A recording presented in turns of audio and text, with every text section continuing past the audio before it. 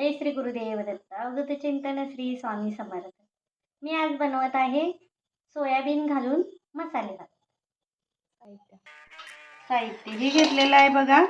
मी ओलं सोयाबीन, कढीपत्ता, लांबडा चिरलेला कांदा, ही हिरवी मिरची आणि ही लांब लांब चिरलेले टोमॅटो, जिरं, मोहरी, हळद,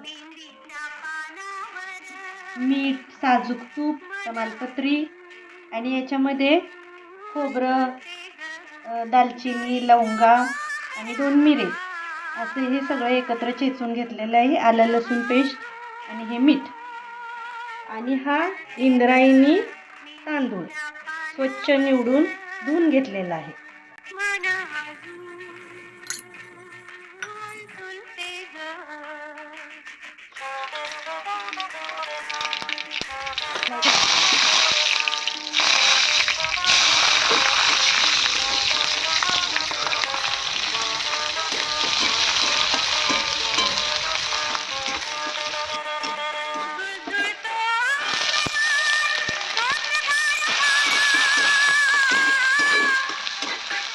आपलं सोयाबीन घातलेलं आहे. आपण टाकणार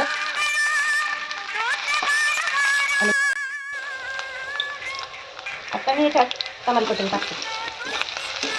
ते पण चांगले आपण परतून घेऊ. आता ही टाकत आहे मी आलं लसूण पेस्ट. ते पण चांगलं भाजून घेऊया.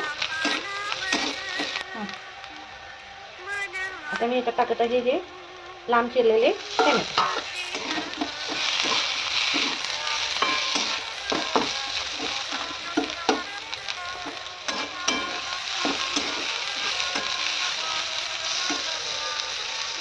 आता आपण याच्यात खोबरं टाकून घेऊया. ते पण थोडं मिक्स करूया. नंतर आपल्याला टाकायचं आहे हे मीठ. या मिठामुळे काय होईल, हा मसाला चांगला व्यवस्थित भाजला जाईल. त्याच्यात टाकूया आपण 1 चमचा हळद.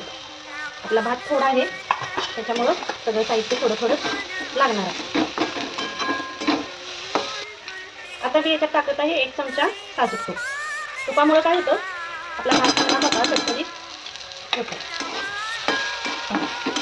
आता ही आपले सर्व वस्तू चांगल्या भाजून झालेले आहेत. तर मी याच्यामध्ये टाकत आहे आता हा धुवून ठेवलेला तांदूळ. टाकून आपल्याला हे 2 मिनटं चांगलं परतून घ्यायचं आहे, जेणेकरून तांदूळ आपला लगेच शिजला जातो आणि सडसडीत पण होतो. त्यामुळे आपण 2 मिनटं हा तांदूळ याच्याबरोबर गरम करूया.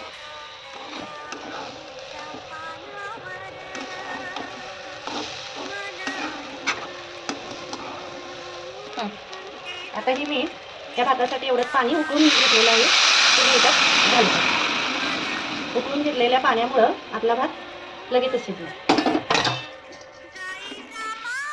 आता हे आपण असं हलवून घेऊया आणि याच्यावर एक प्लेट ठेवून थोडं वजन ठेवूया. म्हणजे काय होईल, आपला भात लवकर शिजेल.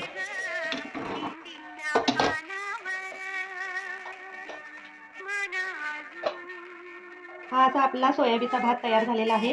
त्याच्याबरोबर खाण्यासाठी मी हे कोशिंबीर, रायता आणि तळण तळलेलं आहे. तर तुम्ही हा भात तुमच्या आवडीप्रमाणे कसाही खाऊ शकता.